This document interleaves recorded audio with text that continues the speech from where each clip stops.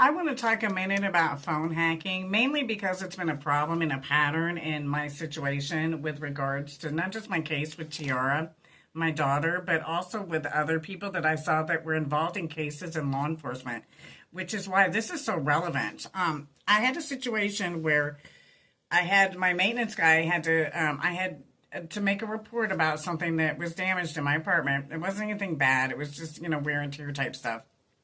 And so when I called him and left a message with both him and the manager, when he came to fix the problem, he told me that he'd been calling and calling me, and he was glad he had my new number now. Well, I have the old number still. The problem is, I saw this happen with a case in Waterville when the police were trying to serve my son with papers for a case that were an assault case, and only one of the people had been served. But the police officer, my son said the police officer told him that he kept calling and calling his phone and not getting anything. And so he was lucky that he happened to run into him in order to serve him with the papers so he could go to the trial. The people wound up pleading out, but still, it was a red flag, along with other things that I saw at the campsite, where this girl, Brandy, and Corey, they're the ones that were involved, had also made it Amazon. They changed the GPS on my Amazon, and Amazon told me when they were delivering me the package. I knew Brandy had done it because she sat there and, all but said she did it. So again, there's no confusion here.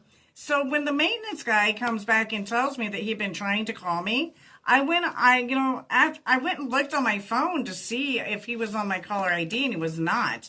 Now, this is not somebody that's going to lie or tell me misinformation. I just happened to see the pattern because of what happened in Waterville. I might have not even known that this was a thing until unless I had seen that situation with my own two eyes. But we've got a whole bunch of things going on here legally where people might have done that with my phone, the one that that he was trying to call. So I have a different number, and I've had that number for a while.